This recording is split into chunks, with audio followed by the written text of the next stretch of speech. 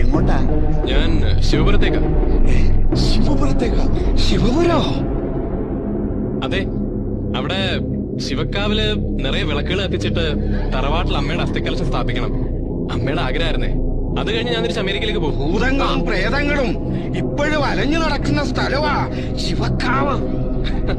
അമ്മ പറഞ്ഞു കേട്ടിട്ടുണ്ട് ഇതുപോലെ കുറെ കഥകള്. ശിവക്കാവില് കാലങ്ങളായി ആരും വിളക്ക് വയ്ക്കാൻ ധൈര്യപ്പെട്ടിട്ടില്ല. അതെന്താ? ദിഗംബരൻ, മഹാമാന്ത്രികൻ, അവൻ ആഭിചാരം നടത്തുന്ന സ്ഥലവാ. 1 മണിക്കൂറിനകം നമ്മൾ തമ്മിൽ കാണുമെന്ന് ഞാൻ പറഞ്ഞിരുന്നു. തന്നെ